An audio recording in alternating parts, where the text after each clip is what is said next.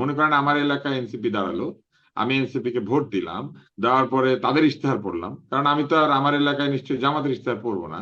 কিন্তু তারপরে যখন ইলেকশন হয়ে গেল, সবাই মিলে ঠিক করলো জামাতের ইশতেহার অনুযায়ী দেশ চলবে, সেটাই সবচেয়ে ভালো। তাহলে আমাকে সেটা মেনে নিতে হবে কেন? আমি তো এটা জানলে ধরেন এনসিপি কে ভোট দিতাম না হয়তো, তাই না? আমি তো এনসিপি কে ভোট দিয়েছি এনসিপির ইশতেহার অনুযায়ী দেশ চলবে এটা চিন্তা করে। তো এই জন্য ভোটার হিসেবে আমি মনে করি যেটা ভোটারদের জন্য অত্যন্ত একটি আহ ধোঁয়াশাপূর্ণ জায়গা। মানে সকলেরই আলাদা আলাদা বক্তব্য আছে, কিন্তু তারা একসাথে ইলেকশন করছে কেন? কারণ তারা আসলে ভোটার ভাগাভাগি করছে, আদর্শ কিংবা লক্ষ্যের কোনো মিল নাই। তাদের মিল হচ্ছে যার যেখানে ভোটার বেশি আছে সে সেইভাবে আরেকজনের সাথে হিসাব কিতাব করে আসন বিলি বন্টন করেছে। কারণ ব্যাপারটা এরকম যে কিছু ছেলে মেয়ে একটা বড় আম গাছের দিকে ঢিল মারছে, বলে আম পায়রা কি করবি? বলে আগে তো পায়রা লই তারপরে ঠিক করব। বলে আচার খাবি নাকি আমসত্ত্ব খাবি? বলে আগে তো পায়রা লই তারপরে ঠিক করব। তো ব্যাপারটা ওরকম হয়ে গেল না? বড় একটা সংসদ আছে, 300 আম আছে, আর 300 আমের দিকে সবাই মিলে ঢিল মেরেছে, যার যার মতো, বড় ঢিল ছোট ঢিল সেগুলো হচ্ছে যার যার ইশতেহার।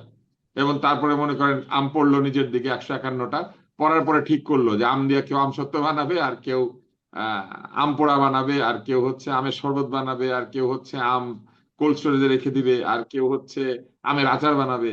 বুঝতে পারছেন? তো ইশতেহার যদি আলাদা আলাদা হয় ঘটনাটা তাই ঘটবে না? একজনের ইশতেহারে আছে আমের আচার, আরেকজনের ইশতেহারে আছে আমের শরবত। হুম। আম গাছটা হচ্ছে সংসদ। এখন ভোটার হিসেবে আমি মনে করি যে এই জোট আসলে পরিপূর্ণভাবে একটি স্বার্থের জোট। এইখানে কোনো ধরনের লক্ষ্য উদ্দেশ্য নাই, উদ্দেশ্য একটা, আগে জিতালই।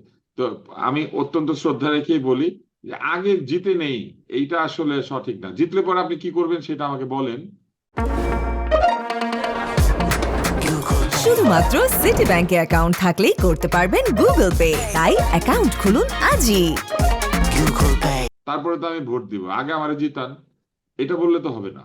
হুম। আমি ভোটার হিসেবে মনে করি আমাকে বলতে হবে যে জিতলে পরে আপনি কি করবেন। জিতলে পরে কি এনসিপি থেকে মন্ত্রী হবে?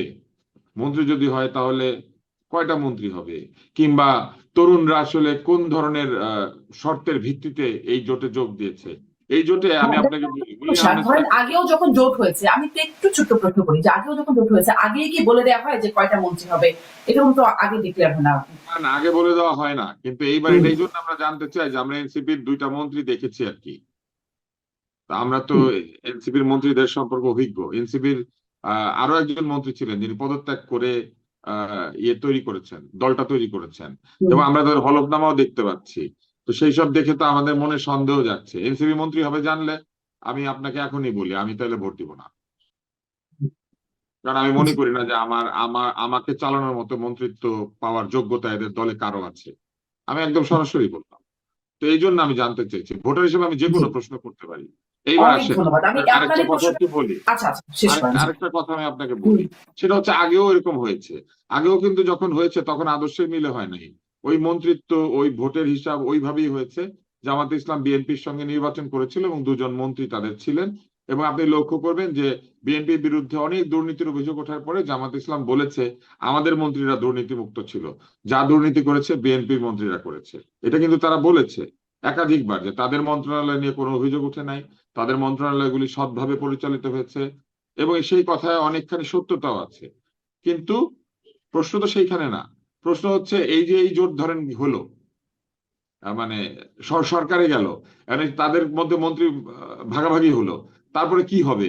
জামাত ইসলাম আবারও বলবে আমাদের মন্ত্রীরা ভালো, কিন্তু এনসিপির মন্ত্রীরা এই করেছে, অলি আহমেদ সাহেবের মন্ত্রীরা এই করেছে, চরমনায়ের এমপিরা মন্ত্রীরা এই করেছে। তা আমরা তো এই জিনিসের পুনরাবৃত্তি দেখতে চাই না।